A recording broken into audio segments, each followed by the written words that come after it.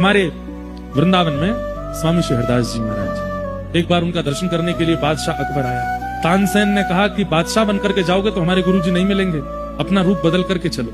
तो बादशाह अकबर तानसेन का तंबूरा उठाने वाला बनकर के गया। जैसे ही स्वामी श्री हरदास जी महाराज के सम्मुख पहुंचे, स्वामी जी महाराज जैसे ही गाने लगे, तानसेन ने मना किया था अकबर को कि वाहवाही मत करना, हमारे गुरुजी को वाहवाही करने वाले अच्छे नहीं लगते।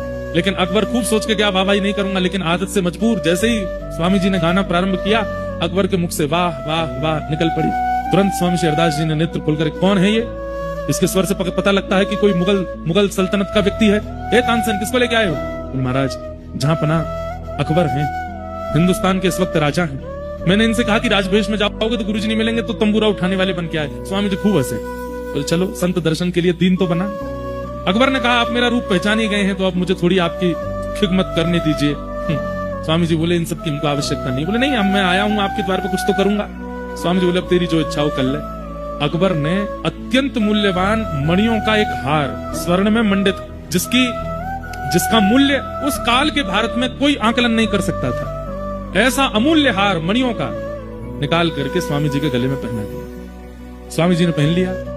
अकबर के मन में आया कि इतना अमूल्य हार मैंने पहनाया है, ये मेरे से बड़े प्रसन्न रहेंगे, मेरी बड़ी वाहवाही करेंगे। अब 4 लोग आएंगे, उनसे भी कहा करेंगे कि देखो अकबर ने मुझे ऐसे ऐसे हार पहनाया। स्वामी जी तो सबके मन की जानते हैं। इतने में स्वामी जी ने कुछ अलाप लगाया, तो जैसे ही गाने लगे तो हिंसक जीव, पशु पक्षी सब वहां इकट्ठे होने लगे और दूर बैठ करके स्वामी जी को सुनने लगे। तभी एक हिरण आया और स्वामी जी के बगल में आकर के बैठ गया। स्वामी जी ने वही हार उतार करके हिरण को पहना दिया।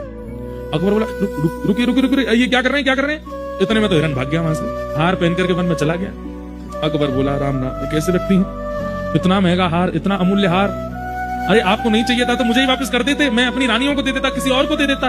एक हिरण को पहना दिया, इतना भी मूल्य नहीं समझा आपने मेरे द्वारा प्रदत्त की गई सामग्री का।